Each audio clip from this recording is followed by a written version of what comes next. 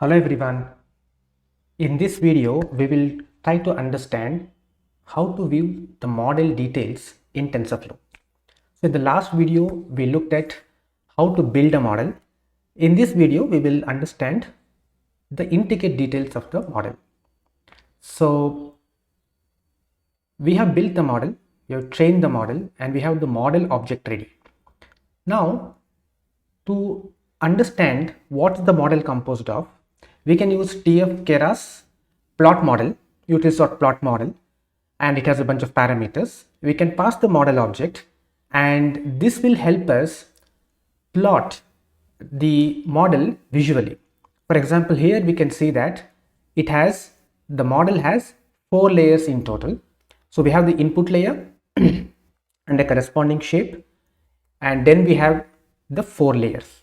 So we can see the shapes, the input and output shapes for each layer, and we can see that the final layer is an output layer with a shape of none, 3. So this is how we can visually see the model once a model is built, and it's very handy. The next thing is that we can see the weights and bias of the model.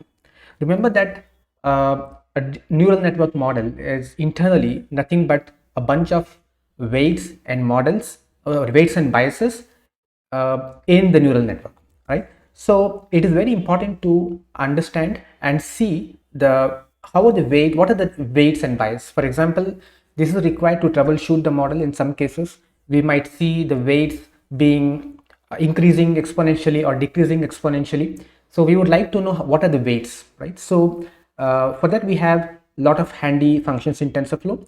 So model.layers gives us an array of all these objects, a layer object.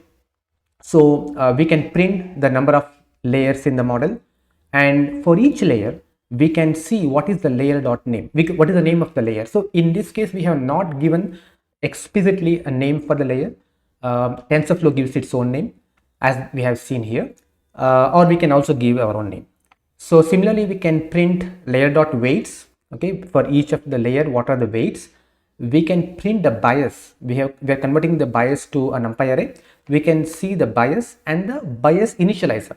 So in our case, we have not explicitly given an initializer for a bias. So but if we print it, let's see, if we print it and see what initializer it has taken, right? So we can see the layer name, we can see dense2. So okay, let me scroll a bit up. So we can see, okay, the number of layers is 4. We can see the layer name is dense, the first layer, and the weights of the layer, we can see an array with all the weights, the floating point weights. We can see the bias of the layer and the bias initializer. So here we can see the initializer is zeros object, which means there are multiple ways we can initialize the bias and also the weight. The default TensorFlow defaults to zeros initializer, okay, which means it starts with a 0 value for the bias. So similarly we can print for each of the layers. So this is pretty much about how do we see the models and the weights and bias of all the layers in the model. Thank you for watching.